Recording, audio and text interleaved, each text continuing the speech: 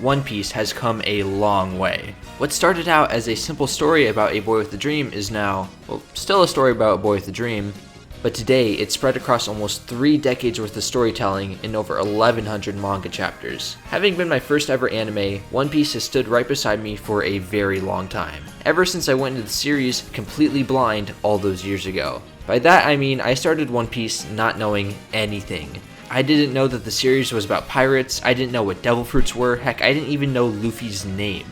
So I thought it was only fitting to take a very long trip down memory lane and rank all 33 arcs in the form of a tier list, starting off with the pre-timeskip ones.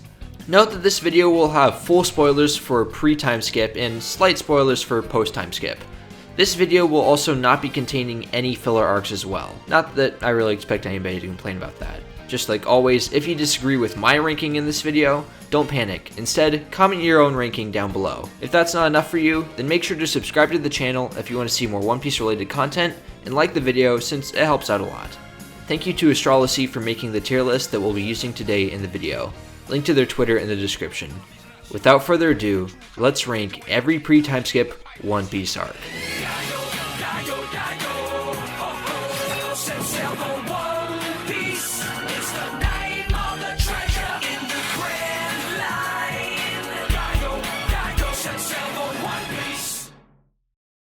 Kicking things off with Ground Zero, we have the Romance Dawn arc, which serves as our launchpad to the world of One Piece, introducing us to our protagonist, Monkey D. Luffy. What's strange about this arc is that your enjoyment can vary based on whether you experience the manga or the anime first, since in the manga, the first chapter is when we get to see young Luffy going through his kerfuffle with Shanks, starting us off with the iconic passing of the torch scene between the two. Frankly, this is a great start, as it gives you a glimpse into how nuanced Oda's character writing can be. While I wouldn't necessarily say it hooks you in right away, it definitely makes you want to read more, which is what all first chapters should do in my opinion. So Toei, in their infinite wisdom, skipped to chapter 2 for the start of the anime for some reason. I don't think that the initial encounter of Koby and Alvida is bad per se, it's just if you're on the fence about dedicating literally hundreds of hours of your life to catching up with One Piece, you're gonna watch the first episode and think it's just some generic surface level shonen. But hey, I started off with watching the anime and here we are, so what do I know? But where this arc really gets good is when we are introduced to our first mate, pirate hunter Roronoa Zoro. As I mentioned earlier, I went into One Piece completely blind. I specifically remember the scene when Luffy brings Zoro 3 random swords he found and asks, and Zoro replies with, then whipping out his iconic 3-sword style was so awesome for some reason. Aside from the great character moment with Luffy punching Koby, Romance Dawn doesn't really have anything else to offer, which is expected. It's not like Oda was going to play all of his cards right at the start, as the entirety of the East Blue Saga is kind of a tutorial level, I guess you could say, as it's not until after we enter the Grand Line does the world really open up to us. I think it's kind of a shame since that's over 100 chapters that someone's going to have to sit through till they get to the real meat of the series. Again, I'm not saying that what comes before is bad, it's just not what One Piece is known for. For now, I think it's safe to say that Romance Dawn earns its spot at B tier on our list. On to our second arc, we have Orangetown, the introduction of our navigator and cat burglar, Nami. Again, I think that Orangetown suffers from being right at the start of One Piece, as it's pretty restricted on what it can actually do. It's kind of a jack of all trades, master of none sort of situation, where it does a lot of things, but it doesn't necessarily do any of them super well. Nami's first appearance is just fine, but it also kind of has to be, since the real meat of her character is saved for later. The fights are also just fine, but linger on a little bit too long in my opinion, especially against the weird circus people. And then there's Buggy, who is only okay this time around. I really like Buggy, but that's because of everything he does later in the story. Here, he's pretty much just villain of the week material. I do think that there is some good storytelling in Orangetown, like the heartfelt moment with the dog protecting the village, but nothing that's gonna knock you off your feet. I guess seeing another devil fruit user for the first time was cool, and knowing now that this is technically the first time we see two emperors fight is neat in hindsight, but yeah, Orangetown has about as much going for it as a papier-mâché bomb shelter. I'm throwing it in tier C. Syrup Village is widely regarded as the worst arc in all of One Piece, and while I don't agree, that title goes to another, I think it's justified. This arc is often the worst offender when it comes to people dropping One Piece, at least anime-wise, since despite it being really short in the manga, Toei stretches it out to 9 painfully boring episodes. Syrup Village does some things decently, such as Kuro's backstory or Usopp and Kaya's relationship, but everything else was just plain awful. What compels a man to make these character designs main villains? I'm usually a defender of Oda's goofy antics, but sometimes I think he crosses a line to the point where a joke isn't funny at all and just becomes plain annoying. The Black Cat Pirates are by far my least favorite villains in all of One Piece, which is saying a lot, considering some of the contenders further down the line. Syrup Village was also such a strange introduction for Usopp. Literally, the entire time the big fight is happening, he is lying on the ground, fading in and out of consciousness while poor Kaya gets tortured. I'm not saying that Usopp should have had a Zenitsu moment where he goes full John Wick in his sleep to save everyone, because that's the exact opposite of his character, but any reason he could have been a good member of the crew besides his determination is completely absent. I kind of feel like Syrup Village and Orangetown could have been rolled into one arc somehow. We could have cut out a lot of the bad stuff in the arc and just at least try to patch it up with Buggy, but that wasn't the case. So Syrup Village is our first arc to earn a spot in D tier. The only thing keeping me from adding an F tier on this list so I could throw it in there is that I watched Syrup Village a long time ago, way back before I even knew what good anime was or how good One Piece would get, so my standards are pretty much non-existent. If I went through it today, I feel like I might have been a bit more harsh. I bet the majority of you watching this video completely forgot that Gaimon even exists, since nobody ever talks about it. All re-adaptations of East Blue, whether anime or live action, skip it. Even the tier list I'm using didn't have it listed, but here we are. I said that I would do every single arc, didn't I? If you need a refresher, Gaimon is a single episode where 4 Straw Hats stumble upon a weird island of animals to find a little man with a green bush afro trapped in a chest named Gaimon. It's quick and short, nothing too crazy, but this was definitely before Oda knew what he wanted to do with One Piece. Overall, Gaimon doesn't overstay its welcome. It's fine for what it does in one episode, but nothing really of note. I'll throw it in the top of C tier for good measure. If Syrup Village was making you lose interest in One Piece, Baratie is the arc that reels you right back in. Starting off with probably the best introduction for a Straw Hat in honestly the entirety of One Piece, that being our first encounter with the lady lover chef, Blackleg Sanji. He's not just great in his first appearance, but the slow unravel of his backstory and relationship with Zeph, another amazing character introduced in this arc, only made all the more impactful what we learn later about Sanji, leading up to his emotional departure scene. While sure it's not as good as compared to later arcs, Baratie does feel like where Oda finally found his footing when it comes to character writing. It's also where I believe he finally gave us a glimpse into just how massive this world is with Mihawk. Every One Piece villain up until that point had some tale about how they were the strongest person in a 2-mile radius, but all it took was one good punch from Luffy and they would drop dead. So when Don Krieg's crew kept talking about how strong this Mihawk guy was, you just kind of assumed that he's going to be another jobber. Luckily, I ate those words the second he rocked up in his tiny little boat, carrying his huge sword, shooting only cold, dead looks at everyone. His fight with Zoro is one of the most iconic in the series, and for good reason, since it's not really a fight, but more or less a declaration. It's a shame that the real villain of Baratie, Don Krieg, never really reaches those same heights as Mihawk, since he is probably the most forgettable antagonist in the entire series. He feels more like someone Oda threw in because he forgot he needed an actual villain for this arc. One thing I will mention that I really liked about Baratie that no other One Piece arc has done since is having the entire thing take place at sea, with the main fight being set over water. I know that that's pretty much impossible for the series to do going forward, but I really enjoyed it here. Even with Toei's abhorrent pacing, it really gave Baratie a heightened sense of tension, like one false move and Luffy meets a watery grave. Anyway, Baratie is a good arc that stumbles a bit in execution, but I think it's earned its spot as our first A rank. If Baratie is the arc that reels you back into One Piece, Arlong Park is what finally sinks its teeth into you and does not let go. Once you've finished it, there is no going back. You are now addicted to One Piece and will not be able to put it down until you finish it. I remember a specific scene, the one where Nami is stabbing her arm to get rid of the tattoo, but Luffy stops her. She asks for his help and he yells, "Of course I will." Then he says, "Let's go," to seemingly nobody, just for the camera to pan out to reveal the rest of the crew just sitting there and waiting. The music playing in the background as the Straw Hats slowly walked to Arlong Park lit a fire in me. The first time I've ever experienced an indescribable feeling that only One Piece can give you. Pure, unfiltered hype. I realized that this is the moment that Oda had been building up to all this time, and I was here for it. The slow burn finally paid off big time, culminating in one of the many amazing climaxes the series has to offer. I could go on about how much this one moment single-handedly affected me, but we'd be here all day. So to make a long story short, just for this moment alone, I give Arlong Park the highest marks I can give it.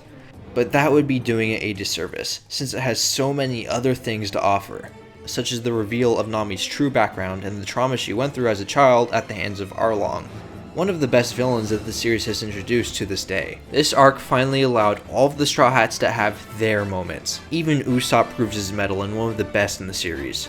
If I chose to re-experience any arc in One Piece for the first time again, it would be Arlong Park, as nothing since then has been able to recreate the amount of sheer hype it brought me.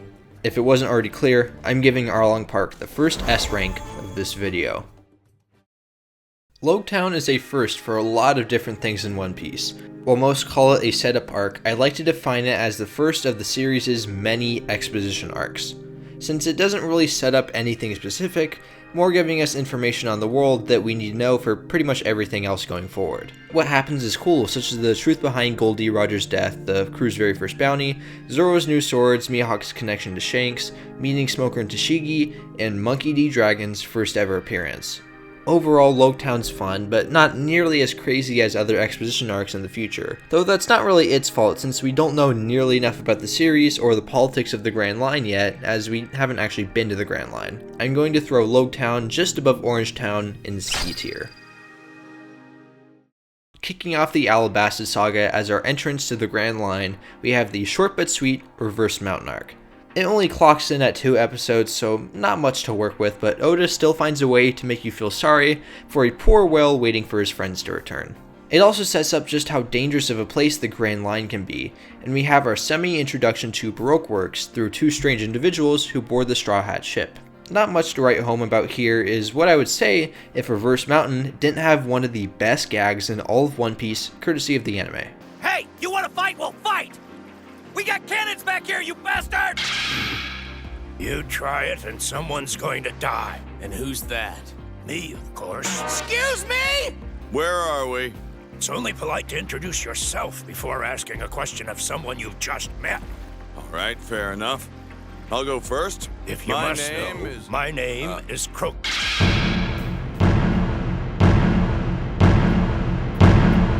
Stop doing that! What's wrong? Haven't you ever heard of a running gag? That was a gag? I'll put Reverse Mountain at the top of B tier for good measure.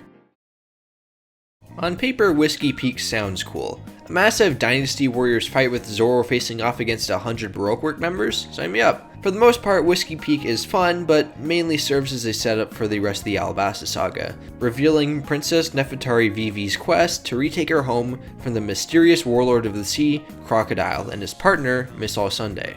It's an interesting reveal and definitely gets you hyped up for what's to come.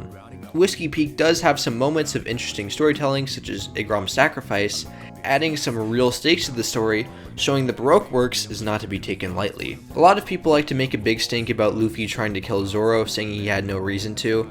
I mean, I get it, but I think people are reading way too far into it. I think that Oda just thought that Fat Luffy was funny and he wanted to give him something dumb to do, as the scene is very much just played for comedy. Again, I'm not saying it's necessarily great, I just find it strange that it ruffles people's feathers up so much. I would say that this arc would be better without it, but then we never would have gotten this iconic moment from the 4Kids dub.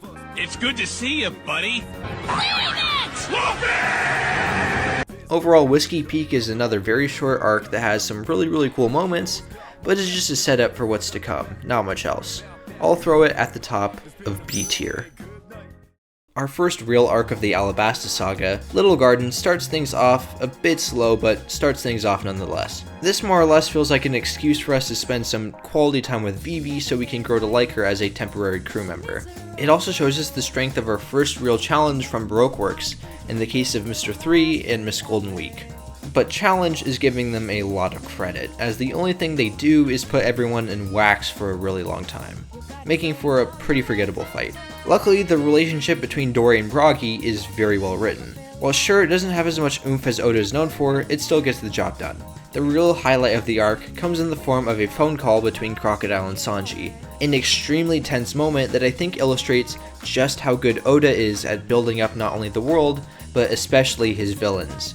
At this point we have only heard about Crocodile, but just listening to his voice gives him this heightened sense of legitimacy, making Crocodile actually feel like the mysterious leader of an extremely dangerous organization, who won't show himself for someone he finds as puny as the Straw Hats. It really gets your brain thinking, just how strong is this guy, heightening your anticipation and excitement to the eventual Alabasta arc. But still, this one phone call isn't enough to save Little Garden from being kind of a slog pacing wise.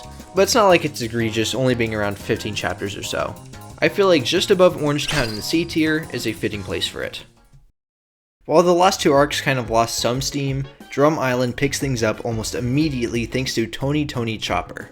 The slow build up to his tragic backstory is something that Oda has done about 100 times now up until this point, but it never gets old because he just does it so well. He does not hold back this time around, since what is delivered feels like a gut punch in the best possible way, especially combined with the really cool moment of Luffy holding up Chopper's flag.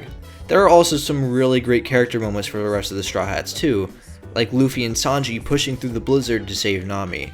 While all of these things on their own wouldn't put Little Garden in S tier, there are some detractors in the arc that drag it down a bit for me. Usually One Piece is very good at getting you invested in the conflicts of a location. In this case, it's the people that live on Drum Island and their opposition to King Wapol. However, I feel that this entire subplot was very weak compared to everything else going on. I know that's almost by design since Drum Island has to make us like Chopper while simultaneously building up to Alabasta, but I still feel like just about anything could have been given to the villagers to make their plot just slightly more interesting, though it's not that big of a deal as I think Drum Island is still great, fitting nicely at the top of A tier. Finally, we have arrived to the arc that this entire saga has been building up to. The arc that everyone lauds as one of the best in all of One Piece. We arrive at Alabasta, the moment Oda finally found his footing. I know I said that Arlong Park is where One Piece finally achieves the level of quality that the series is known for. Alabasta would serve as the blueprint going forward.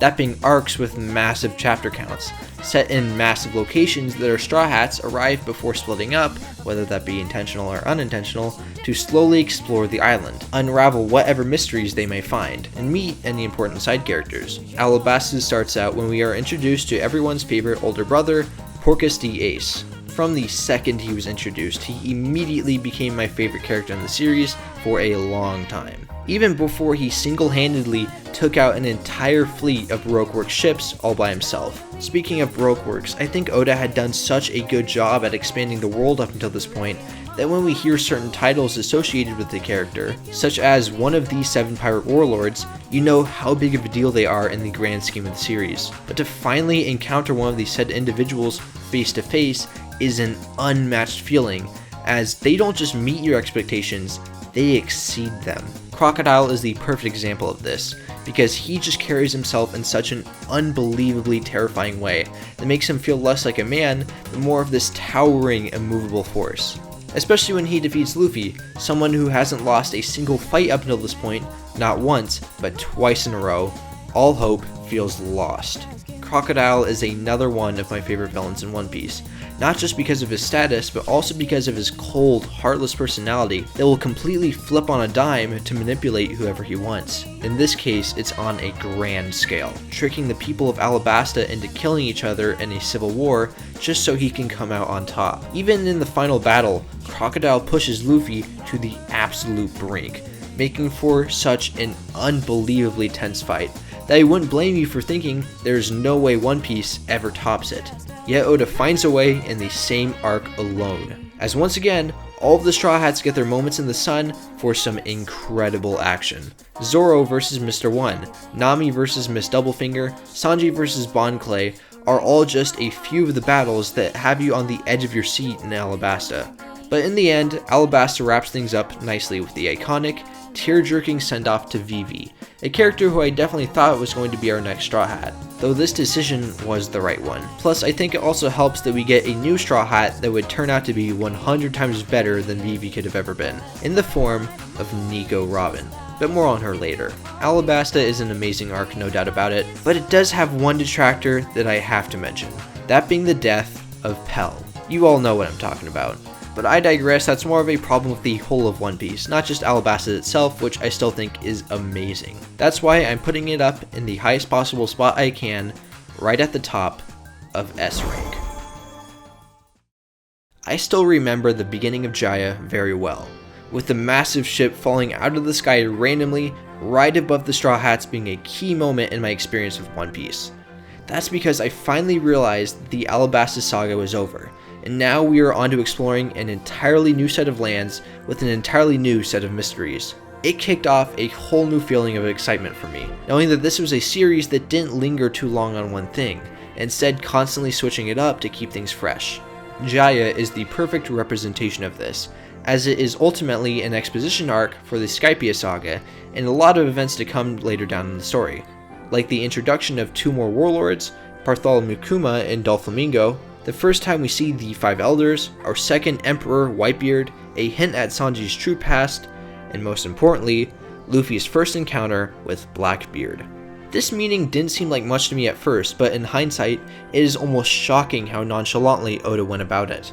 Blackbeard's speech about a pirate stream is something that hasn't been fully explored yet, but still feels like such a powerful moment in the series. Though the real standout of Jaya is Luffy's fight with Bellamy, which is less of a fight and more of a beatdown, but I digress, it was still really cool. Jaya has some great character moments and some crazy reveals, so much so that I think it's one of the best exposition arcs in the series and belongs at the bottom of A tier. I know a lot of people are going to be a little surprised as to how high I rank Jaya since I didn't really have much to say about it. Truth be told, I'm just a huge sucker for when Oda does massive world building reveals. They always get me hyped up for what's to come in the future, which is something that I know I'm not alone in. A lot of people like to point out that Skypiea is the longest pre-timeskip arc in One Piece, and I think that sentiment can be a little misleading since Skypiea is only 66 chapters long, just 3 more than Alabasta, which is surprising since it feels like a 50 chapter difference, because the beginning of Skypiea is a real slog and can be rather repetitive. I think that this is due to the fact that this arc has both the blessing and the curse of being almost entirely disconnected from the main story. On one hand, Skypiea is great because it does feel like the ultimate realization of mystery being unraveled in big grand adventures that I talked about earlier. The Sky Islands were ultimately just something that our crew stumbled upon and decided to explore, not for any reason that pushes the story forward, just out of sheer curiosity. Looking back on it, this sense of unknown adventure is almost nostalgic nowadays, since Oda can't afford to write a single chapter that is ultimately inconsequential to the larger story, much less an entire saga. So for that I applaud Skypiea, but this is also its biggest issue. Alabasta works so well because we had seen the effect that Baroque Works and Crocodile had on the One Piece world as a whole in prior arcs, making not only every location we visit more realistic, but the consequences run much more deep, building up to us actually arriving at Alabasta, with all the prior knowledge we needed to hit the ground running, and get to the good stuff right away. Skypiea does not have this liberty. We arrive at the Sky Islands knowing nothing about them. We don't know what the people are like, we have no prior knowledge of the conflict, and we have no idea what we're going up against, especially no hint of any bigger narrative.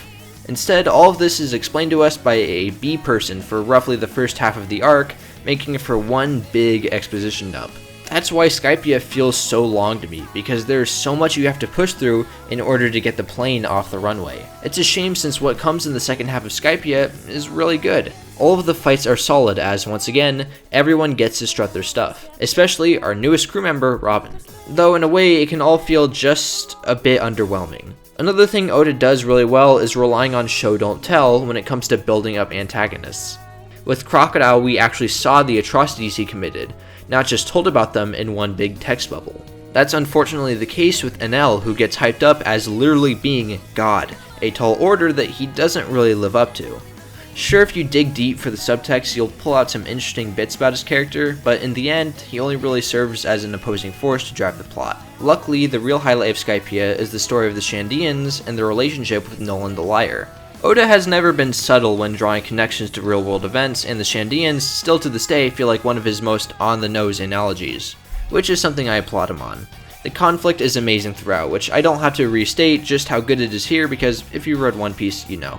Another highlight is when the Straw Hats have to use every single trick up their sleeve against Enel in the climactic final battle, which takes up most of Skypiea, so I can't really complain about that. I know I talked a lot of crap about this arc, but I still think that the high highs offered in the second half outweigh the low lows of the first. I'll put Skypiea at the top of A tier. I know that a lot of people are going to get mad at me, saying they should have put in an S tier for how good it is, but to those people, an A rank for One Piece is about the equivalent to an SS rank arc in any other anime. But when you compare Skypiea to a lot of the better stuff later down the line, it falters a bit. But I digress, it still has its own unique charm that keeps it near the top. Long Ring Longland is just about as much fun it is to watch as it is to mispronounce for the 10th time in a row when you're voicing over a script. Long Island, California is by far my least favorite arc in all of One Piece. I don't usually like to use the term filler arc when talking about anime or manga, because it's an overused term that creates this connotation that an arc provides nothing of value to the overall story. But oh boy, does that description fit Long Island pretty well. The only reason I can see its existence being justified is maybe Oda thought we needed to get to know Robin a little bit more before her big moment in the coming arcs, which, I mean, sure I guess. I mentioned earlier that Oda sometimes commits way too hard to a joke, where at some point it just genuinely becomes annoying. That's what Long Island feels like, but amped up to 100. This entire game show thing was so unbelievably boring, it's not relatively comedic at all. I actually lied earlier when I said that the Black Cat Pirates were my least favorite villains in all of One Piece, because that award goes to the Foxy Pirates, specifically Foxy himself. I kind of find it funny that Foxy only appears again in the story during an actual non-canon filler arc. Toei got permission to use Foxy from Oda since he probably didn't want anything else to do with him after Long Island. The only slight positive I can think of that wouldn't constitute me adding an F tier to this list is that there are some funny moments, but only when the Straw Hats interact with each other, not anything Long Island related. I will admit the almost unsettlingly quick tone change to Aokiji showing up out of nowhere, saying he knows Robin, and then absolutely obliterating our crew left my jaw on the floor. But again, that's less Long Island related and more stuff for later. I'm just going to move on from this arc and put it at the bottom of D tier as it is by far the worst arc in the series. I group Water 7 and Enies Lobby together because I still cannot decide which one I like better. I think that's because Oda did such an amazing job in not only writing both arcs, but making one flow into one another so well that the transition becomes almost unnoticeable. So I think it's best if we start from the beginning of Water 7, with one of the most heartbreaking conflicts in all of One Piece, Usopp versus Luffy. These are two characters who have been through thick and thin since the very beginning, so to see them argue and tear into one another during one of the best written conversations in the series was gut-wrenching. Then, not just leaving it at that, but taking it to the next level where they actually try to kill one another was indescribable. This fight isn't super cool, hyper, any adjective you might think. It is painful to watch, as both of these characters wear each other down both physically and emotionally. The entire time I just felt like screaming at the manga pages to get the two to stop and just make up, but even then, it wouldn't do anything, as the two both feel like they have valid reasons for fighting, and that's what makes this conflict so real. It wasn't just something Oda pulled out of nowhere to spice things up. It genuinely felt like the entire story had been slowly building up to this moment. So to see Usopp go through his own little character arc afterwards, away from the Straw Hats, giving him space to mature past his stubbornness, builds up to an overwhelmingly emotional scene where Usopp apologizes to Luffy at the end of Enies Lobby. This conflict alone would be enough for me to rank both of these arcs very highly, but we still haven't gotten to the best part. That of course being Nico Robin. Up until this point, Robin had always been a mystery to the reader, but we grew to love her anyway because it's impossible not to. But it's not until Water 7 do we find out about her past with the world government and the choice she makes to sacrifice herself for the Straw Hats. Ultimately, it leads to one of the most iconic scenes in all of anime.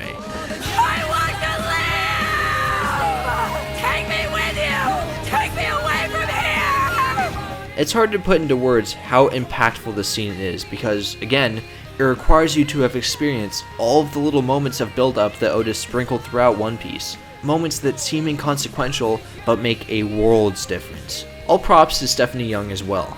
the English voice actors for Robin. This scene wouldn't have had nearly the same weight if she hadn't destroyed her vocal cords to absolutely nail it. A lot of people like to pretend that the English dub for One Piece is bad for some reason, but I can't imagine scenes like this any other way. But we're still not done yet, as we can't just skip over the expertly crafted battles in Enies Lobby. All these fights feel as if they're individual little threads attached to the end of a needle, and Oda is meticulously weaving them together in order to produce as much hype as humanly possible. I mean, all of these fights aren't just separate from each other, as they will intersect and merge, often completely changing the matchups, always keeping you at the edge of your seat. Moments like Nami taking advantage of Khalifa's abilities, Zoro and Kaku getting on each other's nerves, Chopper going berserk, and all of Luffy vs Rob Lucci are what make One Piece One Piece. The only real complaint I have about Water 7 and Enies Lobby is the actual villains. Spandam, Rob Lucci, and Sepia Zero are pretty flat, especially Rob Lucci, who everyone lobs as one of the best villains in the series for some reason. But I digress, it's not nearly enough to bring these two arcs down. I still can't decide which to put over the other, so I'm just going to say that they are both tied for now, and we'll leave it at that.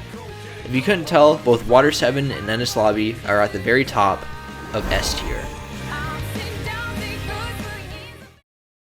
Post Enies Lobby, as the title suggests, just kinda caps everything off that happened in the saga, bringing things around to all the Straw Hats happy as can be, feasting on a big meal. It's another exposition arc, mainly showing what the rest of the world had been up to since we last checked in. Again, I'm a huge sucker for when One Piece does this. It reminds me of when the MCU was actually good and I would wait in the theater well after the movie was over. All for a post-credit scene to give you a little tease for the future, hyping you up for what's to come. I know that these exposition arcs aren't exactly like that, but they give me the same sense of excitement to keep reading ahead, and it just goes to show you how good Oda is at world building. Anyways, some other cool moments in Post Enies Lobby was the reintroduction of Kobe and Helmeppo, paired with the reveal of Garp being Luffy's grandfather. It's a fun moment that you can't help but enjoy. Post Enies Lobby served its purpose, and it served it well. For that, I'll throw it right above Romance Dawn in B tier. Thriller Bark is an extremely divisive arc in the One Piece community, because you either love it or you hate it, and there is no in between. Sadly, I would have to slot myself in the latter category. The entire time I was reading Thriller Bark, it just did not click with me for a multitude of reasons. One was the horror theme, which sadly just ends up feeling like another one of Oda's jokes that he thought would be funny, but the problem this time around isn't that he went too overboard. It's actually the opposite, since I think he played it a little bit too safe, without really leaning into the theme past the setting or character designs. The concept of a campy horror theme park brought to life sounds awesome on paper, but in the end, nothing interesting comes out of it. Another problem I have with Thriller Bark is just how much time you spend waiting around for something cool to happen. Which I will admit there are some interesting moments like Usopp vs Perona, the final fight with oars, and of course the iconic moment between Zoro and Kuma, but that's it. Almost everything else was ultimately a disappointment. Gecko Moria is such a boring villain. How did this dude even become a warlord? They must have felt bad for him or something. He's all bark and no bite, spending the entirety of the arc getting passed around. I feel like Oda could have given Moria anything interesting, but he still just feels so forgettable. Which is a shame because, come on, a One Piece version of Count Dracula sounds awesome, but I guess not.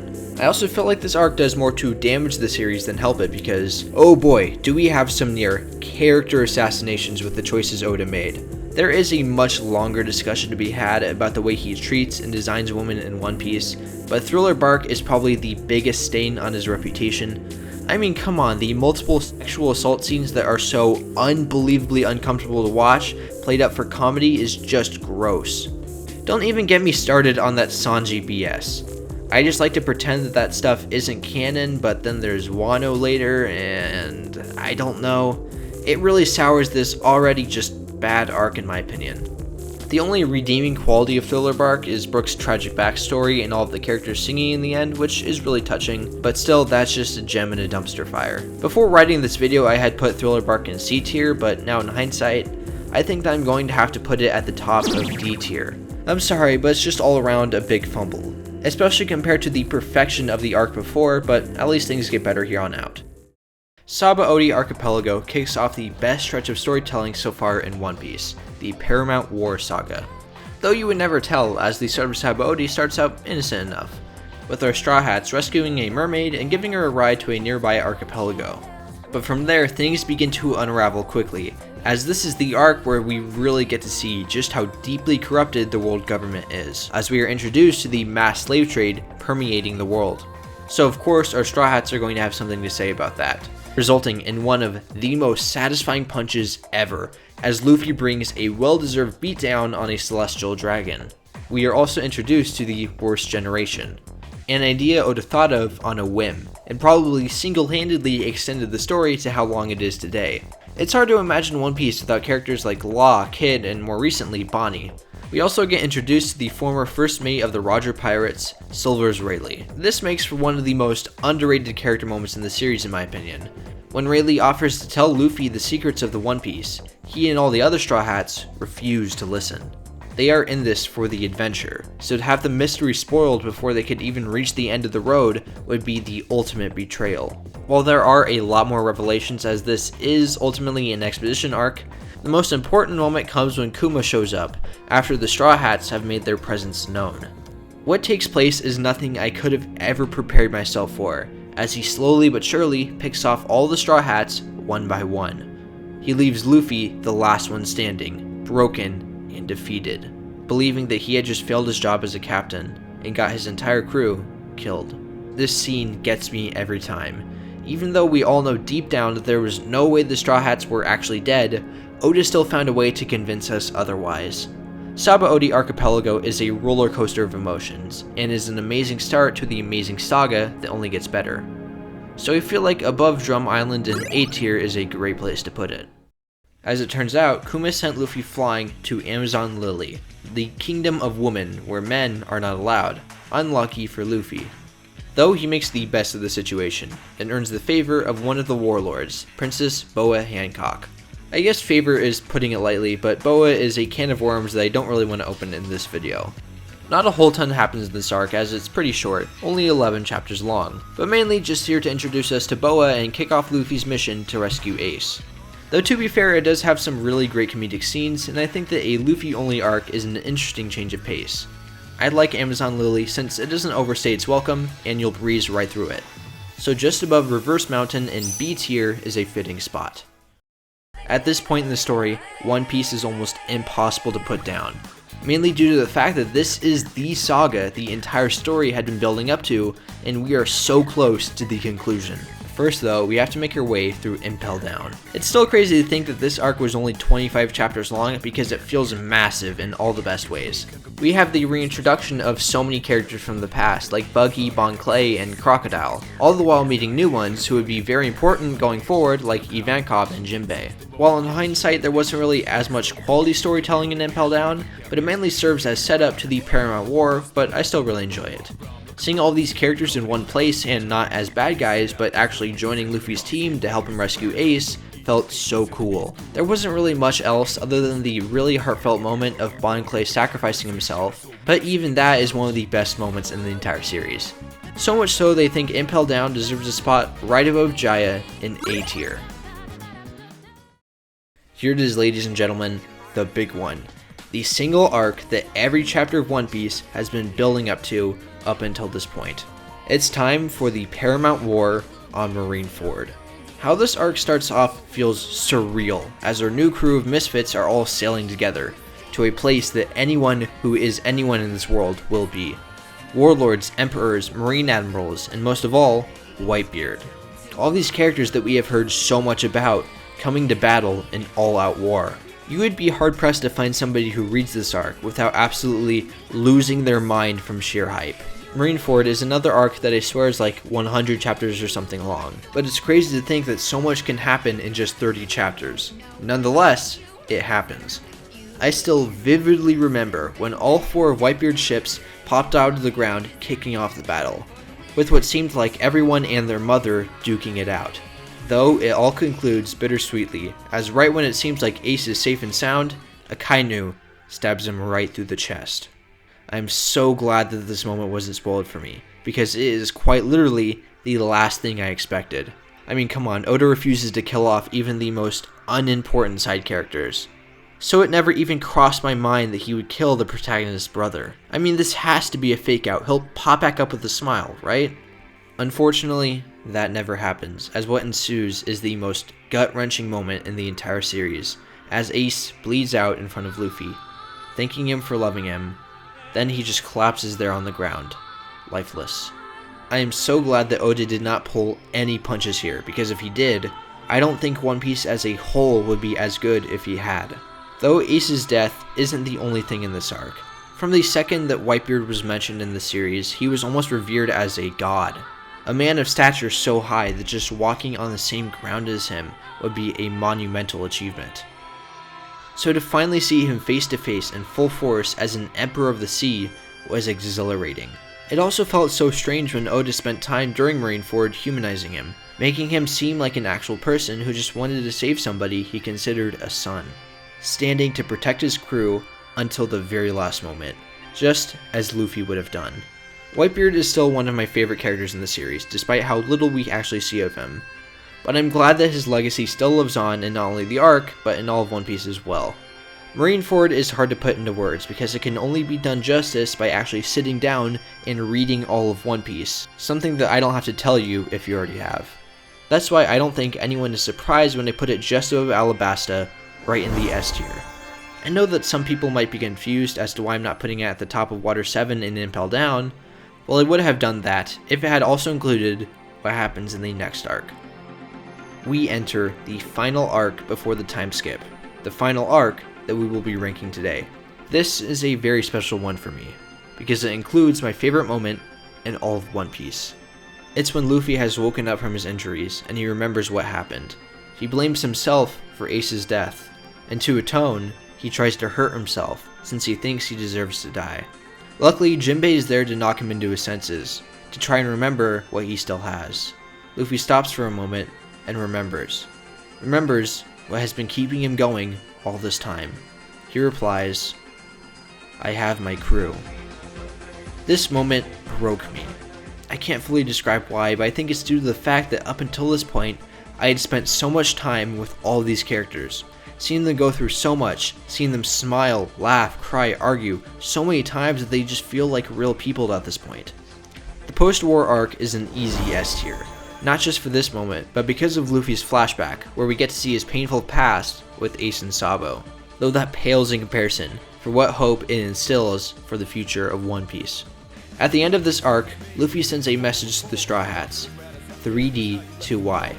It's a message to spend your time training so that they can all reunite in 2 years' time, to move forward and conquer the One Piece. Another moment that makes this arc so special. Well, that officially concludes part 1 of our journey to rank every single One Piece arc. Make sure to join us for part 2 when we rank every post-time skip arc. In order to be notified right when that video goes live, make sure to subscribe and turn notifications on. Also, if you enjoyed this video, please leave a like because it helps out a lot. I'll see you guys next time. Have a good one.